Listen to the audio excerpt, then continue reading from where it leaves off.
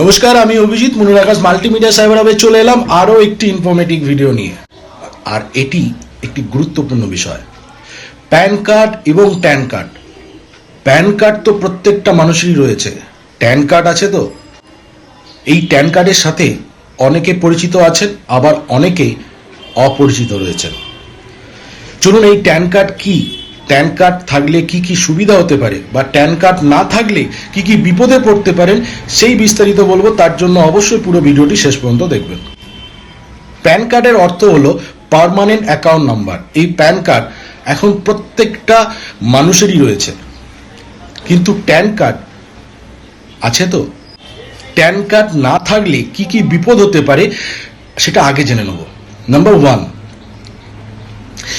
Bank থেকে TDS জমা করা সম্ভব নয়। নাম্বার 2, টিডিএস রিটার্ন করা খুব চাপের হতে পারে। নাম্বার 3, আয়কর বিভাগ থেকে জরিমানা এবং নোটিশ পাঠাতে পারে। আর নাম্বার 4, ইনকাম ট্যাক্স অ্যাক্টের 272BB1 ধারায় শাস্তি হতে পারে।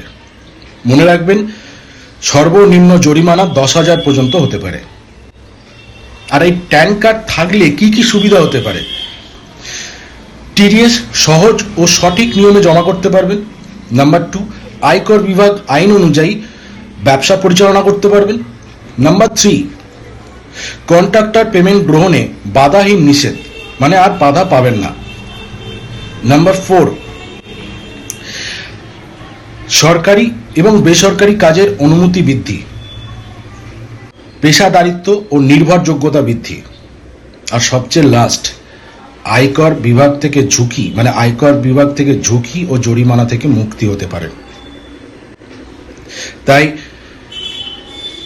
আপনার ব্যবসা, আপনার দায়িত্ব, তাই এক্ষুনি ট্যান কার্ড করুন। নিশ্চিন্ত থাকুন, নিরাপদে থাকুন, অবহেলা করবেন না কিন্তু। তো এইরকম অনেক ইনফরমেটিভ ভিডিও পেতে অবশ্যই চ্যানেলটি সাবস্ক্রাইব করবেন, ভালো লাগলে ভিডিওটি শেয়ার করবেন। টাটা।